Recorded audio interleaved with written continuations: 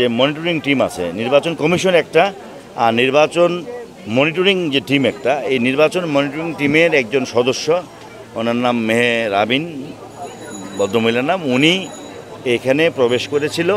প্রবেশ করার পর এখানে কালি, যে ভোটারদের যে কালি, সেই কালির পরিমাণ কম বা বেশি হচ্ছে এ সংক্রান্তে উনি একটা কথা বলে ভোট গ্রহণ বন্ধ রাখার জন্য উনি বিধি বহির্ভূতভাবে নির্দেশ দিয়েছেন। এটা একমাত্র নির্বাচন কমিশন বন্ধ করতে পারে।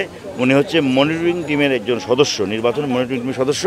ওনার যদি কোনো অভিযোগ থাকে সেটা উনি নির্বাচন কমিশনের কাছে লিখিতভাবে মৌখিকভাবে জানালে নির্বাচন কমিশনের সদস্য এসে এখানে এটা দেখভাল করে সিদ্ধান্ত দেওয়ার বিষয় ছিল। কিন্তু উনি যেটা দিয়েছেন, যেটা আমি প্রভিসি মহোদয় এবং নির্বাচন কমিশনের কাছে জানতে পারলাম, যে উনি নির্বাচন মনিটরিং টিমের সদস্য, উনি ভিতরে প্রবেশ করেছেন এই যে বেগম ফজিলাতুন্নেসা হলে, উনি কালি কম বেশি এটার অভিযোগ তুলে ভোট গ্রহণ বন্ধ রাখতে বলছিল।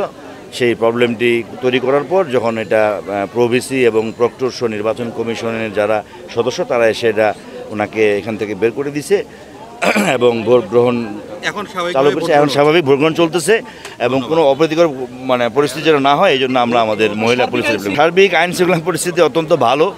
আপনারা জানেন যে আমরা ঢাকা জেলা পুলিশ আমরা 4 স্তরের নিরাপত্তা ব্যবস্থা নিয়েছি এখানে। আমাদের রেগুলার যে পুলিশ, আমাদের স্ট্রাইকিং ফোর্স, তারপরে আমাদের সোয়ার টিম, আমাদের গোয়েন্দা বাহিনী, আমাদের ডিটেকটিভ ব্রাঞ্চ সহ আমাদের প্রায় 2000 পুলিশ সদস্য এখানে নিরাপত্তা দায়িত্বে নিয়োজিত আছে।